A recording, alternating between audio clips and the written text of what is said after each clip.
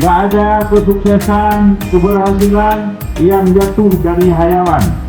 Setelah kita berhayal, maka kita harus berupaya mencapainya. Jika tidak, jangan berharap. Jika tidak, apa jalan keluarnya? Belajar dan berusaha dengan sungguh-sungguh, bukan dengan berleha-leha, bukan dengan main HP atau bersekolah asal ada ijazah.